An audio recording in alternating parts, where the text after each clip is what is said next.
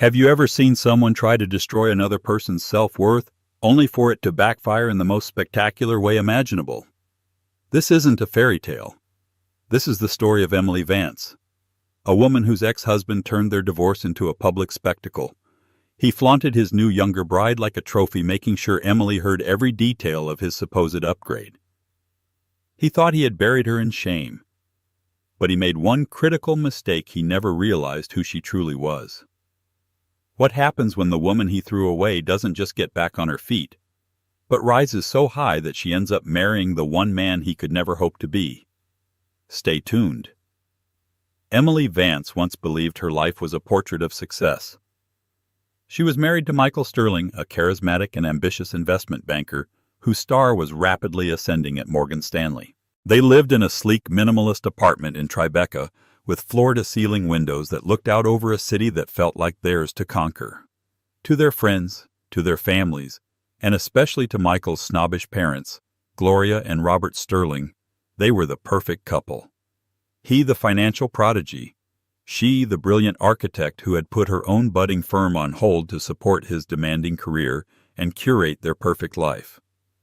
The cracks, however, had been forming for years, so fine and subtle that Emily had explained them away as stress. Michael's compliments became critiques disguised as advice. "That dress is lovely, Ellie, but a bit artistic, don't you think? You want to project power, not whimsy." Her design ideas for their home were dismissed as not the right aesthetic for our brand. Their brand. That's what their marriage had become.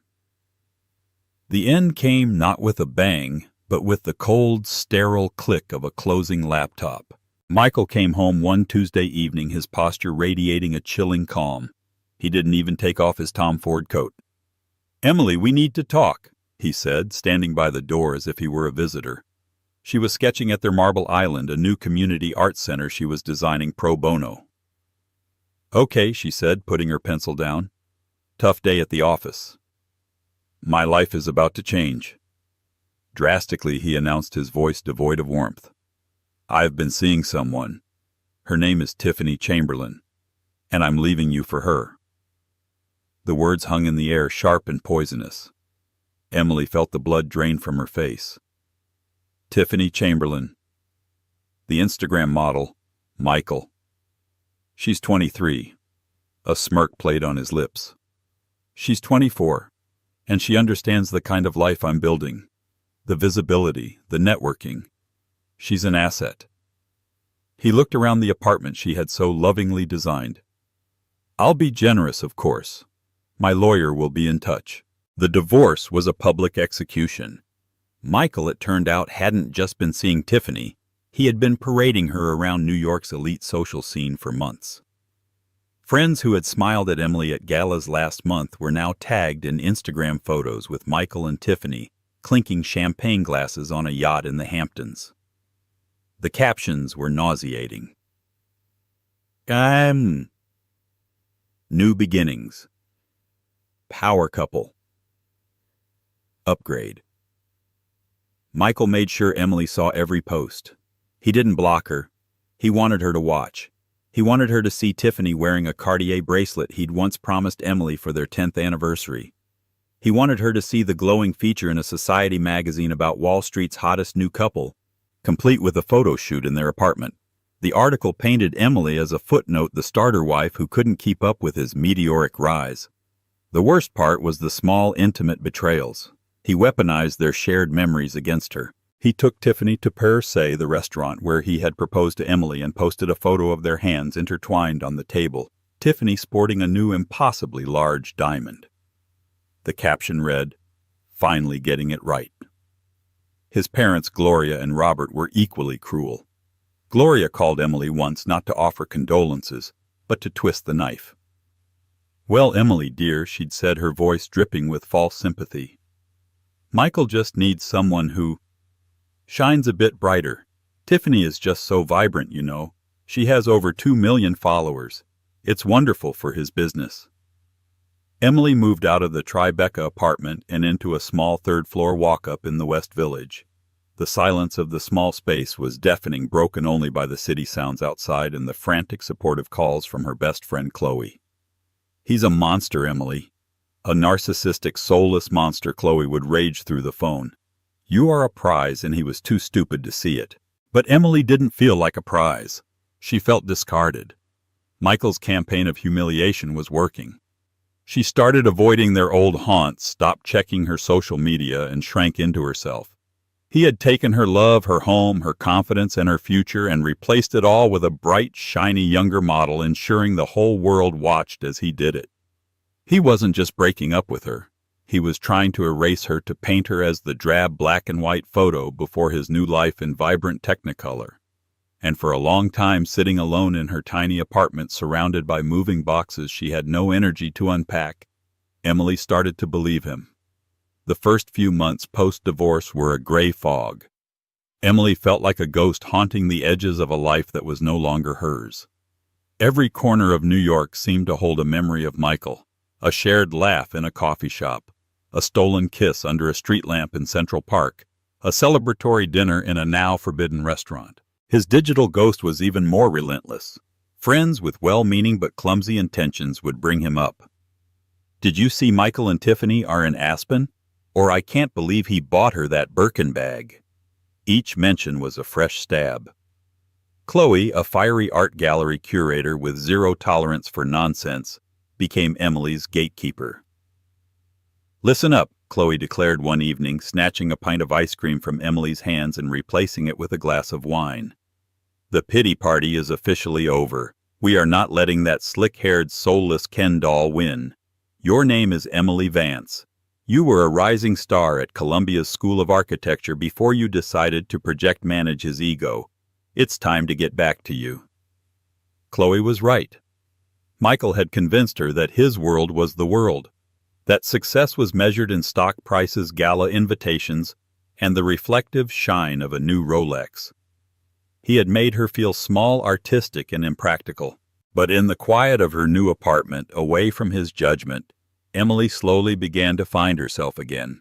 She unpacked the boxes not with a sense of loss for the home she'd left, but with a budding excitement for the one she could create. She pulled out her old sketchbooks, her drafting tools, her architectural models. Dust motes danced in the afternoon light as she unrolled blueprints for projects she had dreamed up years ago, a sustainable library that integrated nature into its very core, a series of modular, affordable homes for low-income families, a soaring glass atrium for a museum. These weren't just buildings, they were her soul, translated into structure and form. For 5 years they had been gathering dust under the weight of Michael's ambition. She started small. She took on a minor renovation project for a friend of Chloe's, a cramped south of Houston Street loft that needed light and life. Emily poured all her pent-up creativity into it. She knocked down a non-structural wall, designed custom shelving that climbed to the ceiling like a vine, and found a way to install a massive skylight that flooded the space with sunshine.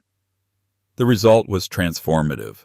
Her work was more than just good, it was inspired. The loft owner was ecstatic and recommended her to a colleague who then recommended her to another. A trickle of work became a steady stream. Emily established a small LLC, Vance Designs.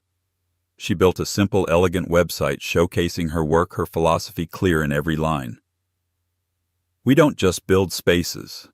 We create environments where people can thrive."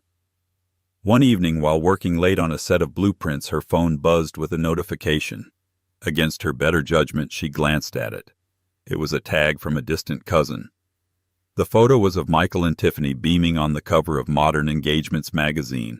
The headline read, "A sterling match finance king, Michael Sterling and influencer Tiffany Chamberlain plan the wedding of the decade." The article was a masterpiece of curated arrogance. Michael bragged about the venue, the Oheka Castle on Long Island. He bragged about Tiffany's custom-designed 8-carat diamond ring. He bragged about their plans for a 6-week honeymoon, circumnavigating the globe on a private jet. But one quote attributed to an unnamed friend struck Emily like a physical blow. "Michael is finally with someone who matches his ambition and his lifestyle." His ex-wife was a lovely girl but very quiet. More of a homebody. He needs a star on his arm, and Tiffany is a supernova. The old familiar shame coiled in her stomach. A homebody. Quiet. The words were designed to paint her as a failure, a domestic creature unfit for the dazzling world he now inhabited. She closed the browser, her hands trembling. For a moment she felt herself sliding back into the gray fog. But then she looked at the blueprint spread across her desk. She saw the clean lines, the innovative concepts, the life she was building with her own two hands and her own mind. He could have his supernova. Supernovas were brilliant, yes, but they were also violent, explosive, and ultimately they collapsed into nothing. Emily preferred to build things that lasted. With a newfound resolve, she turned back to her work. That night, she didn't just work on her current project. She dusted off an old ambitious design from her college thesis. A revolutionary concept for a private residence built into a cliffside, a marvel of engineering and aesthetics that respected and integrated the natural landscape. It was bold, impossible, and beautiful. On a whim, she decided to submit it to the prestigious International Architectural Design Awards. The chances of winning were infinitesimal. But for the first time in a very long time, Emily Vance wasn't afraid of the odds. She was building her own foundation, one blueprint at a time. 6 months passed. Vance Designs was thriving in its own modest way. Emily had hired a junior designer and moved into a small but chic studio space in Chelsea. She was making a name for herself in New York's design circles for her innovative use of space and her uncanny ability to infuse soul into steel and glass. She was busy, fulfilled, and had managed to build a wall of professional focus around her heart. Michael and his upcoming nuptials became a dull background noise she could mostly tune out. Then one crisp autumn afternoon an email landed in her inbox that felt like a glitch in the matrix. The subject line was simple: inquiry regarding your Aerie design. Emily's heart hammered against her ribs. Aerie was the name she had given her cliffside residence project, the one she had submitted to the design awards. She hadn't won the grand prize, but the design had been featured on the competition's website as a notable entry. She had assumed that was the end of it. The email was from an Arthur Pendleton executive assistant to Mr. Julian Thorne. The name sounded vaguely familiar, but she couldn't place it. The message was concise and professional. Ms. Vance, Mr. Julian Thorne has seen your design concept, Aerie, and was exceptionally impressed with its vision and harmony with the natural environment. He is seeking to commission a private residence on a property he owns in Big Sur, California, and believes your design philosophy aligns perfectly with his own. He would like to schedule a meeting with you to discuss the possibility of a commission. Please let me know your availability. Sincerely, Arthur Pendleton, Office of Julian Thorne. Emily's hands shook as she typed Julian Thorne into her search engine. The results made her gasp. Julian Thorne wasn't just wealthy. He was in a different stratosphere of existence. He was the reclusive founder and CEO of Ethelred Technologies, a pioneer in sustainable energy and AI. He was a multi-billionaire, but unlike the flashy tech moguls of Silicon Valley, Thorne was intensely private. There were few photos of him online, mostly grainy paparazzi shots of him boarding a private jet or attending a tech conference years ago. He was known for his philanthropic work in environmental conservation and for his almost fanatical dedication to privacy. This man, this titan of industry, had seen her design, and he wanted to talk to her. A week later, Emily found herself in a town car winding its way through the financial district to a sleek, unmarked skyscraper that housed Ethelred's headquarters. She wore her most professional outfit, a sharp, tailored black suit that felt like armor. She clutched her portfolio to her chest, her mind racing. This was the kind of project architects dreamed of. It could launch her career into the stratosphere. She was escorted to the top floor, a space that was the antithesis of Michael's ostentatious world. There was no gold, no marble, no flashy art. The space was a testament to quiet luxury and natural materials. Warm oak floors, walls of glass overlooking the city, and simple, elegant furniture. Arthur Pendleton, a kind-faced man in his 60s, greeted her warmly and led her to a minimalist conference room. "Mr. Thorne will be with you shortly." Moments later, the door opened, and Julian Thorne walked in. He was not what she expected. He was tall and lean, perhaps in his early 40s, with thoughtful dark eyes and a quiet intensity about him. He wore a simple gray sweater and dark jeans, no suit, no tie, no watch. He looked more like a philosophy professor than a billionaire CEO. "Ms. Vance," he said, his voice a low, calm baritone. He shook her hand. His grip was firm and his smile was genuine. "Thank you for coming. I apologize for the summons to my office. I find it's the only place I can guarantee a lack of interruption." "It's an honor, Mr. Thorne," Emily said, finding her professional voice. "Please call me Julian." He gestured for her to sit and took the seat directly across from her, not at the head of the table. "I saw your Aerie design and I was captivated. Most modern architecture feels like an imposition on the landscape, an act of ego. Yours felt like a conversation with it." For the next hour, they didn't talk about budgets or timelines. They talked about architecture. They talked about the Japanese concept of shake or borrowed scenery. They talked about the importance of natural light and sustainable materials. Julian was incredibly knowledgeable, speaking with a quiet passion that mirrored her own. He saw everything in her design that she had intended. The respect for the environment, the flow of energy, the creation of a sanctuary, not a spectacle. He saw what Michael had called whimsy and recognized it as vision. "The property in Big Sur is special to me," Julian said, his gaze distant for a moment. "It's been in my family for generations. It's a place of peace. I want to build a home there, not a monument. A place to think, a place to be." He looked directly at her. "I believe you are the only person who can build it." Emily left the meeting in a daze. He hadn't just offered her the commission, he had offered her a partnership in creation. The budget he proposed was staggering, giving her complete creative freedom and access to the best materials and engineers in the world. That night, as she began the preliminary sketches for the Big Sur residence, an embossed cream-colored envelope arrived by messenger. It was thick and heavy. Her heart sank as she recognized the Sterling family crest on the wax seal. It was the wedding invitation. "Michael Sterling and Tiffany Chamberlain request the pleasure of your company at the celebration of their marriage." Inside, a small handwritten note was tucked in, penned in Gloria Sterling's perfect cutting script. "Emily, dear, I do hope you'll come. It would show such good grace. We all need to move on after all. Besides, you simply must see Tiffany's dress. Warmly, Gloria." It was a command performance, a summons to witness her final complete replacement. 2 months ago, it would have shattered her.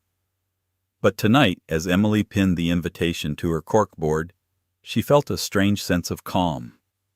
She looked from the ostentatious, gaudy invitation to the elegant simplicity of her new project sketches. One was a world of performance and public image. The other was a world of substance and quiet creation. For the first time, she didn't feel like she was on the outside looking in. She felt like she had been liberated. The next 3 months were a whirlwind of creativity and intense focus. Emily flew to Big Sur twice to walk the stunning, rugged coastline with Julian. The property was even more breathtaking than she had imagined, a dramatic cliff overlooking the crashing waves of the Pacific surrounded by ancient cypress trees. Her collaboration with Julian was unlike any professional experience she'd ever had. He was deeply involved but never controlling. He would ask insightful questions that pushed her designs to be better, more innovative. They spent hours on video calls, not just discussing floor plans and structural engineering, but philosophy, art, and what it truly means to create a home. He listened to her, truly listened, with an attentiveness that made her feel seen in a way she hadn't realized she'd been missing for years.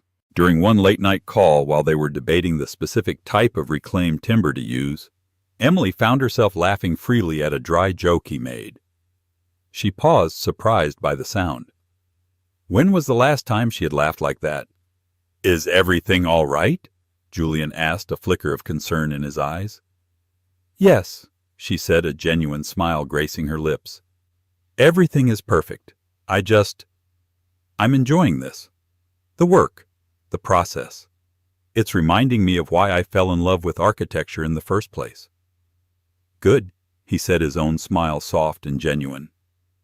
"Your passion for it is what makes the design extraordinary." The compliment was simple, direct, and landed in her heart with a warmth that had nothing to do with validation and everything to do with genuine respect. It was the polar opposite of Michael's backhanded praise. As the wedding date loomed, Chloe was adamant. "You are not going to that circus alone. I'm coming with you.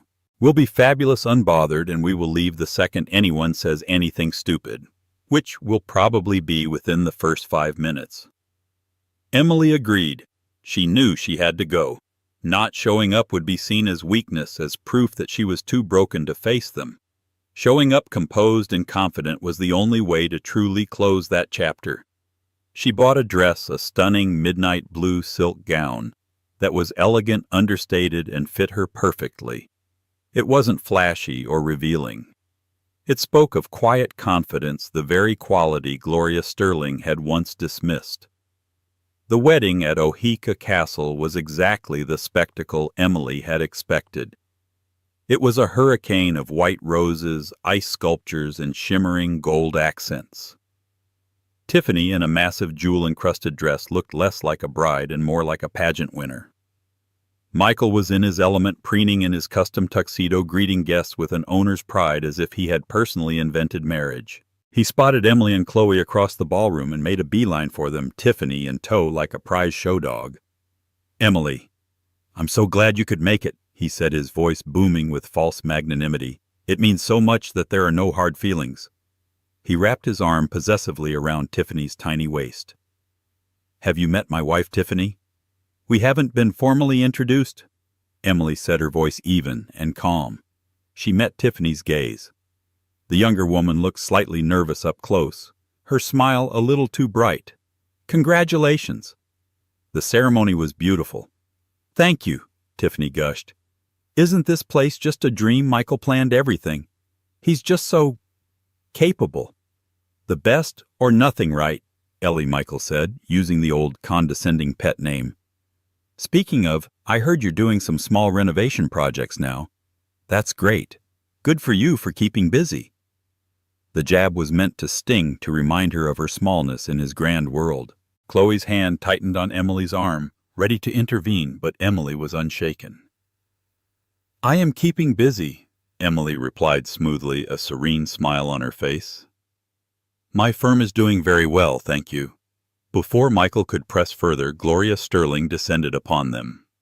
"Emily, darling, you look nice," she said, her eyes doing a quick dismissive scan of Emily's dress. "So brave of you to come. Now you must excuse us. The photographer wants some shots of the happy couple with the CEO of Goldman Sachs." As they swept away, Chloe muttered, "I think I'm going to be sick." Emily just shook her head, a genuine small laugh escaping her. "It's okay, Chloe. It's all just noise." And for the first time she believed it. Seeing Michael in his natural habitat, so desperate for external validation, so obsessed with the performance of happiness, she didn't feel sadness or jealousy. She felt a profound sense of pity. They stayed for one drink, and then, as promised, made a graceful exit. As they waited for their car, Emily's phone buzzed. It was a text from an unknown number. "I heard tonight might be difficult. Just remember that what you are creating in Big Sur will outlast every champagne tower and ice sculpture there. It has substance. You have substance." Emily stared at the screen, her heart doing a slow, surprising flip. Julian. He must have gotten her number from Arthur. He had thought of her tonight of all nights. His simple private message of support meant more to her than any public display of affection ever had. It was a quiet acknowledgment of her worth, a whisper of a new world that had nothing to do with the loud, hollow spectacle she was leaving behind. Looking back at the garish lights of the castle, Emily realized she wasn't escaping a painful memory. She was simply leaving a party she had no interest in attending anymore. Her future was waiting perched on a cliffside in Big Sur, bathed in the quiet, steady light of the Pacific sun. Autumn bled into winter, and the Big Sur project, officially named the Thorne Residence, became Emily's magnificent obsession. The designs were finalized. The engineering challenges met with brilliant solutions, and the initial groundwork had begun. Her professional relationship with Julian deepened into a genuine friendship. They discovered a shared love for obscure literature, minimalist art, and long walks. He visited New York more frequently, and their business meetings often bled into dinners at quiet, out-of-the-way restaurants where they would talk for hours.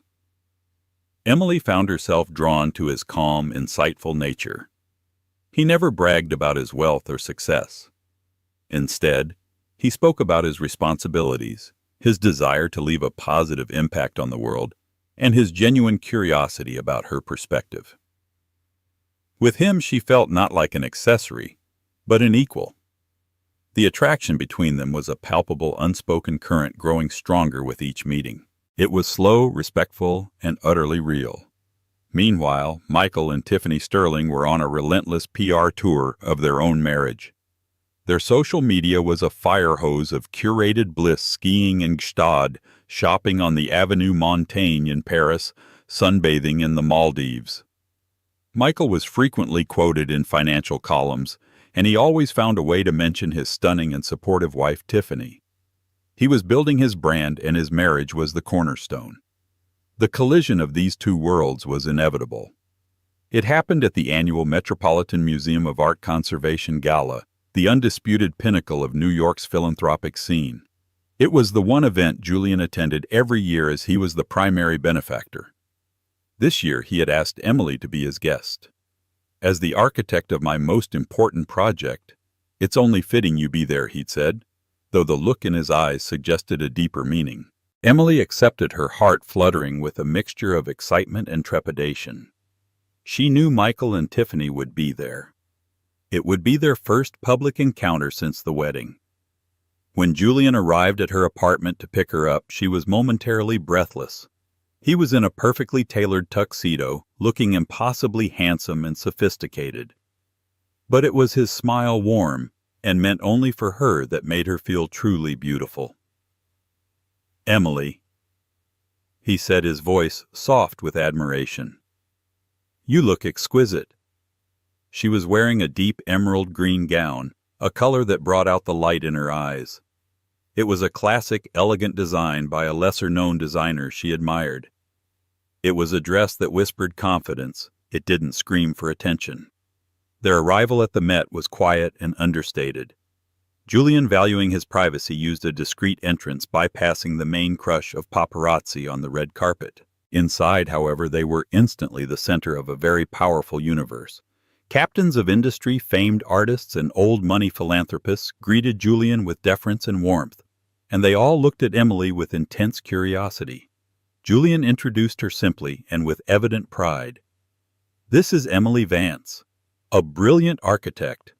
They were enjoying a glass of champagne near the Temple of Dendur when a familiar grating voice cut through the sophisticated buzz. "Well, well, well. Look who's here." Michael Sterling stood before them, a wide, predatory grin on his face. Tiffany was on his arm, dripping in diamonds and a gaudy, feathered Versace gown that seemed to be wearing her. "Ellie," Michael said, his eyes flicking over her dress with a hint of a sneer. "I almost didn't recognize you," trying a new look. He then turned his full attention to Julian, extending a hand. "Michael Sterling, Morgan Stanley. We haven't been properly introduced, Mr. Thorne. It's a real honor. My wife Tiffany is a huge admirer of your work in technology." Julian shook his hand briefly, his expression unreadable. "Sterling?" "Yes. I've seen your name." Michael puffed up with pride. "Oh, well, great to hear. We're really making waves in the emerging markets division." He then gestured towards Emily with a dismissive wave of his hand. I was just so surprised to see my ex-wife here. Small world, right?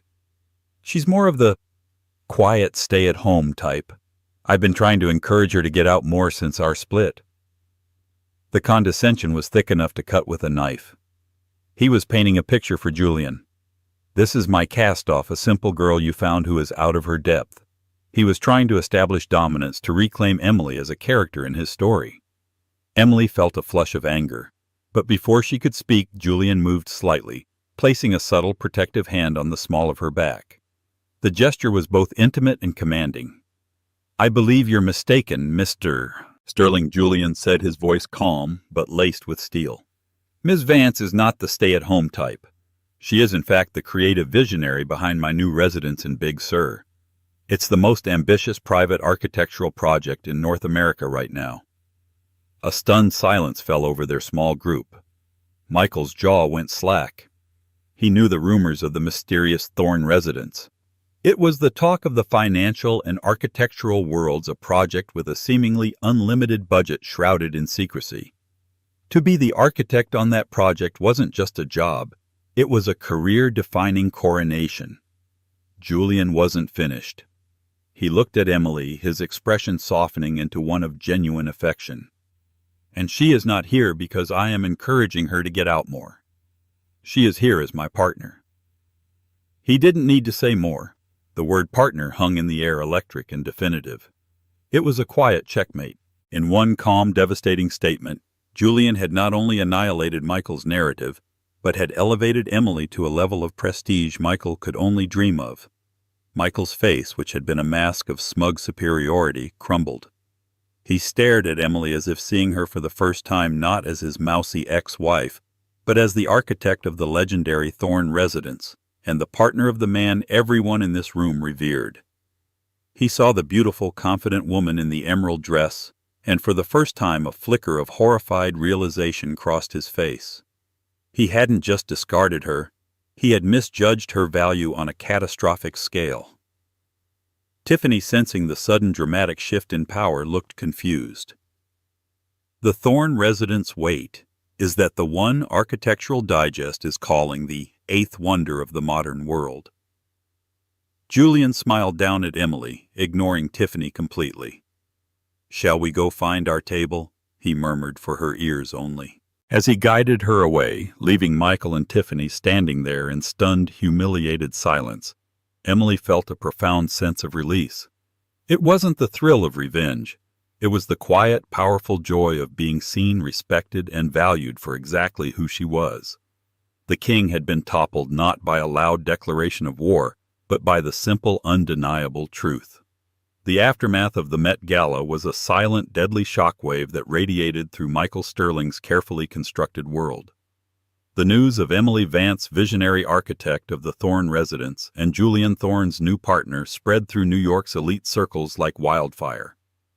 It was the ultimate society gossip, a story so rich with irony and reversal of fortune that it was irresistible. For Michael, the humiliation was acute and relentless. At work, colleagues who once fawned over him now looked at him with a mixture of pity and morbid curiosity. The Sterling name, which he had worked so hard to associate with success and power, was now the punchline to a citywide joke, the guy who traded a masterpiece for a knockoff. His boss, a man who valued perception above all else, called him into his office for a chat about his public profile. The implication was clear. Michael's brand was now toxic. His parents were mortified. Gloria Sterling called him her voice, a hysterical whisper.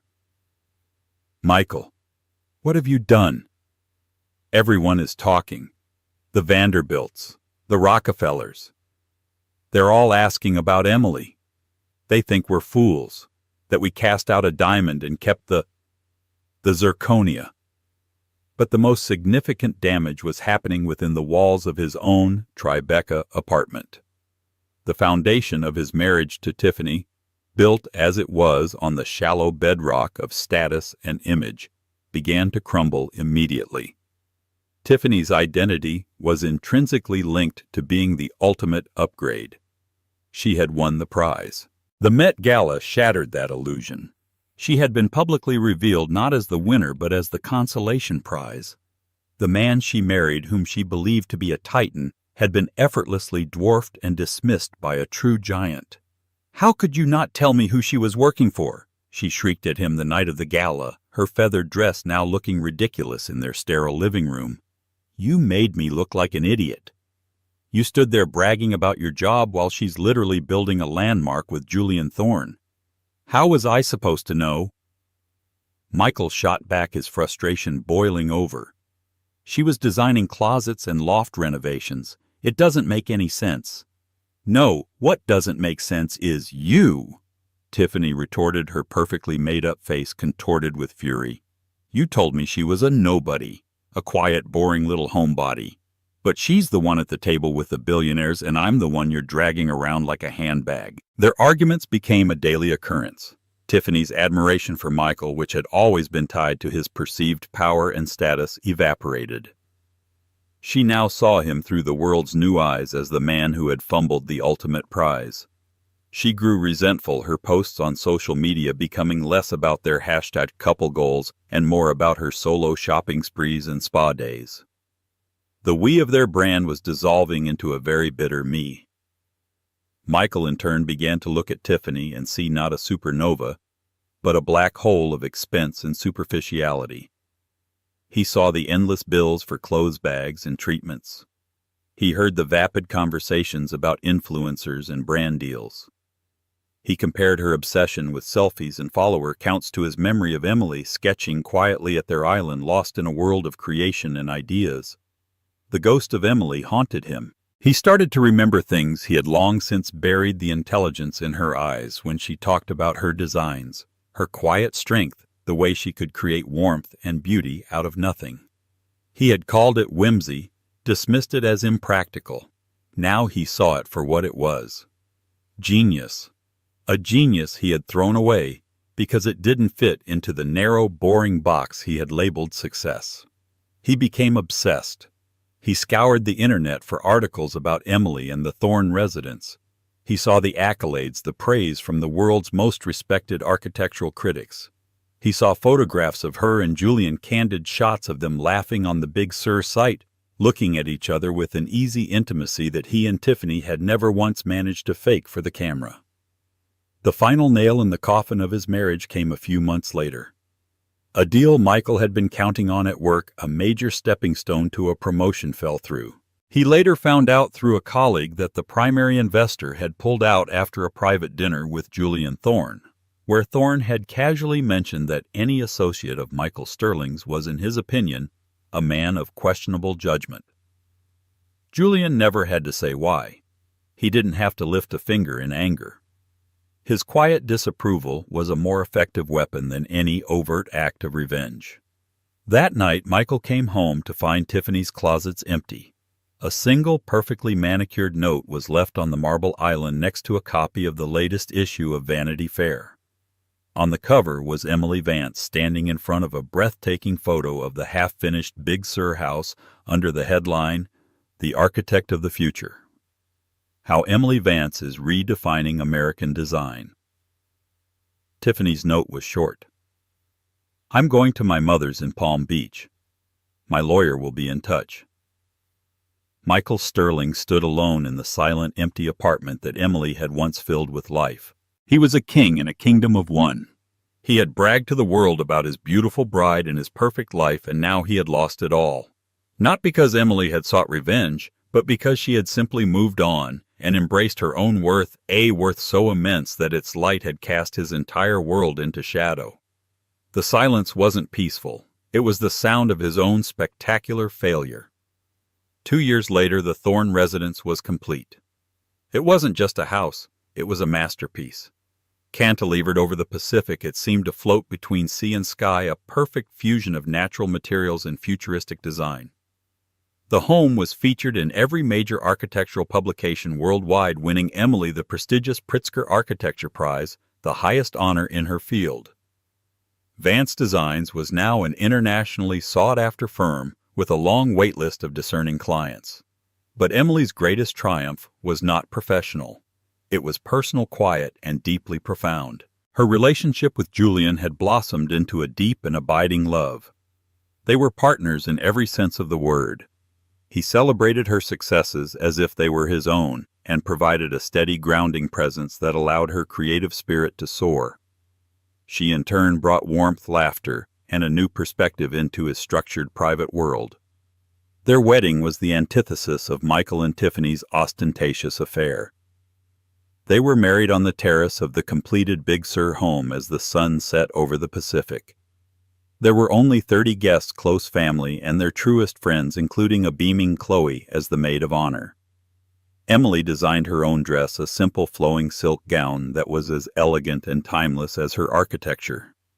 They exchanged vows they had written themselves, promising not a lifetime of performance, but one of partnership, respect, and quiet joy.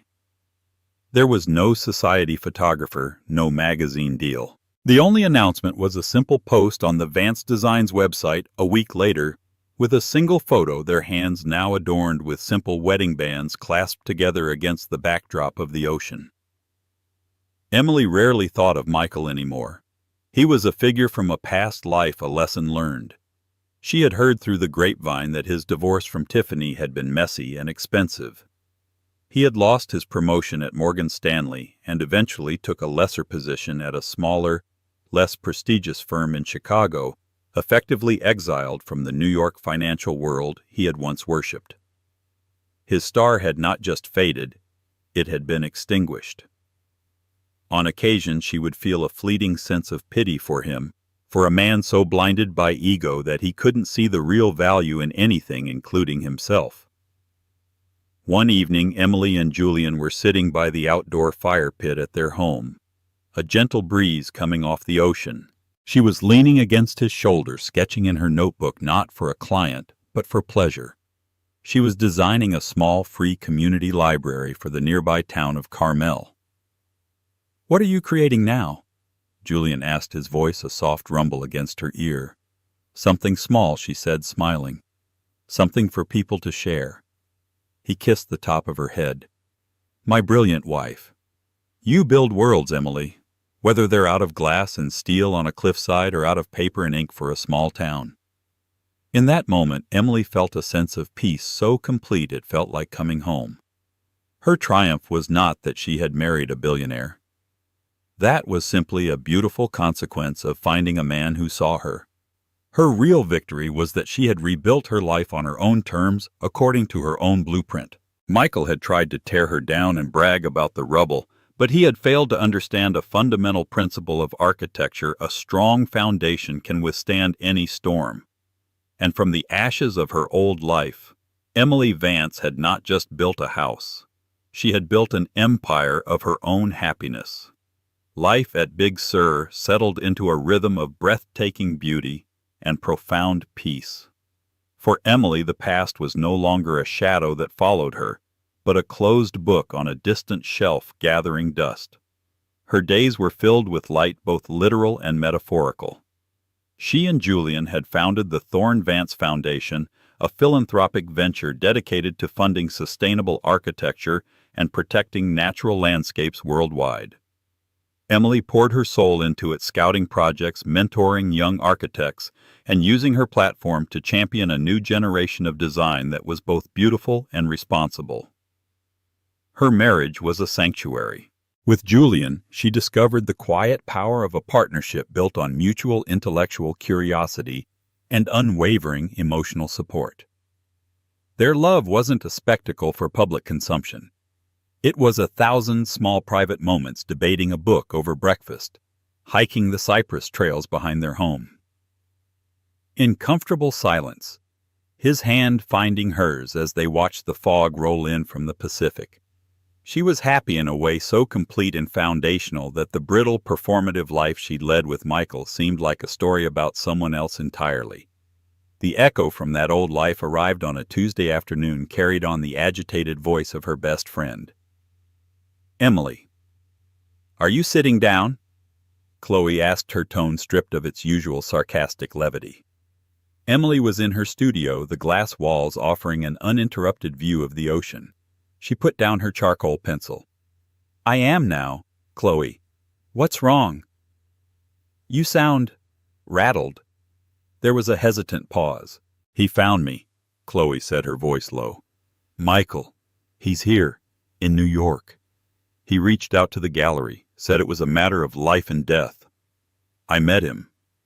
God, Emily, I don't know why I met him, but I did. A cold dread, unfamiliar and unwelcome, trickled down Emily's spine. She hadn't spoken Michael's name or heard it spoken in her presence in over 3 years.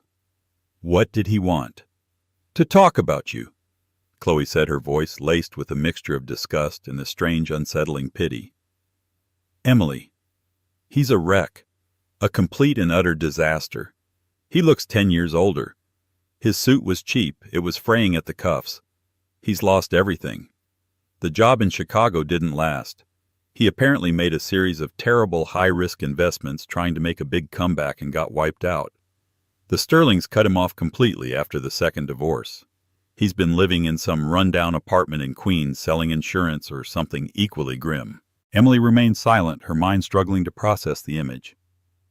The slick, arrogant man in the Tom Ford coat was gone, replaced by this pathetic phantom.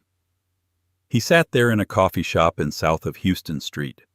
Chloe continued, her voice gaining a harder edge, and he started talking about the old days, about how he was a fool, how he was blinded by ego. He said he reads every article about you, that he's so proud of everything you've accomplished. He cried, Emily. Actual tears. Said you were the only real thing in his life and he threw it all away. What does he want, Chloe?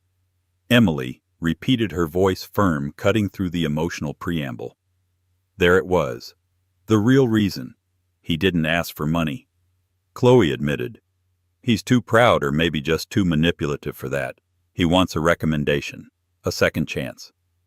He heard the foundation is backing a new sustainable urban development project in Chicago. A massive one. He wants you to put in a good word for him, to help him get a meeting with the developers. He said he just needs one break to get back on his feet, to prove he's a changed man. Emily closed her eyes, the sound of the distant waves filling the silence. The audacity of it was breathtaking. After a campaign of public humiliation, after attempting to systematically destroy her self-worth, he was now appealing to the very grace and decency he had tried to extinguish. He wasn't asking for a handout. He was asking her to leverage her hard-won success, the very success built from the ashes of the life he torched, to salvage his own. Do not respond to him again, Emily said, her voice a calm, cold blade. Don't take his calls. Don't answer his emails. Send him to me. Emily, no, Chloe protested. You don't owe him the time of day.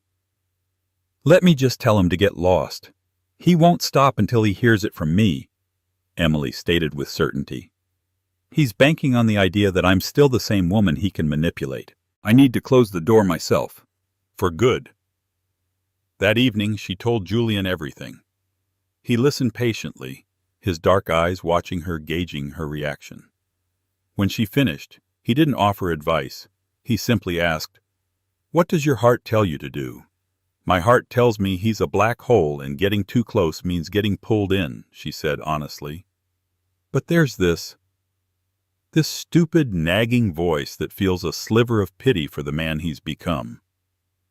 Pity is a noble emotion, Emily, Julian said, taking her hand. But it should not be a leash that allows your past to drag you back. His current situation is the direct result of 1,000 choices he made. You are not one of those choices anymore. Your only obligation is to your own peace. She knew he was right. The next day, she sent Michael a single terse email from a new address created specifically for the purpose. Michael, Chloe passed on your message. I am willing to have one and only one 5-minute phone call with you tomorrow at 10 a.m. Pacific time. You will call my assistant's number. This will be our final communication. The next morning she sat in her studio, Julian by her side, but out of frame of the video call she had initiated with her assistant Arthur, who would connect Michael. The call came through precisely at 10 a.m. Michael's face appeared on the screen. Chloe had been kind in her description. He looked haggard, his face puffy and pale. The old confidence was gone, replaced by a desperate, hungry look. He was in a dimly lit room that was clearly not an office. "Emily," he breathed, his voice cracking. "Thank you. You have no idea what this means to me. You look incredible. Happy." "I have 4 minutes, Michael," she said, her tone devoid of emotion. "What do you want?" The directness clearly threw him. He stammered, then launched into the same speech he'd given Chloe. The apologies, the regrets, the self-flagellation. He was performing the role of the penitent man. Emily let him speak for 2 minutes, then cut him off. "You want a recommendation for the Chicago project?" "Yes," he said, his eyes lighting up with hope. "Just a word, Emily. An introduction. From you it would mean everything. It would give me a chance to atone, to build something real again." She looked at him, at the ghost of the man she once loved, and felt a profound and final clarity. He hadn't changed at all. He didn't want to atone. He wanted a shortcut. He still saw her not as a person, but as a resource to be exploited, first her support, now her success. "No," she said. The word was quiet, but it landed with the force of a landslide. What he whispered, his face falling. "No, Michael. I will not be giving you a recommendation. I will not be making an introduction. The life I have built is a testament to what a person can achieve with their own merit when they are free of toxic influences. Your path back, if there is one, must be the same. It must be your own. You want to build something real. Then start from the foundation. Get a job. Work hard. Be honest. Earn your way back. That is the only atonement that matters." Desperation flooded his face. "Emily, please, I'm asking for your help. After everything we shared." "What we shared is over," she stated, her voice unwavering. "And my help would be a disservice to you. It would be one more unearned prize for a man who has never understood the value of anything he didn't acquire easily. My final gift to you, Michael, is the truth. Your life is your responsibility. Goodbye." Before he could respond, she ended the call. The screen went black. A deep, shuddering breath escaped her. She had not been cruel. She had been definitive. She had offered him not the help he wanted, but the advice he needed. Julian's hand came to rest on her shoulder. "Are you all right?" he asked softly. Emily turned to him, a slow, genuine smile spreading across her face. A single tear traced a path down her cheek, but it was not a tear of sadness. It was a tear of release. "I am now," she said. "I'm finally completely free." The echo had faded, and all that was left was the sound of the ocean and the steady, reassuring beat of her own peaceful heart.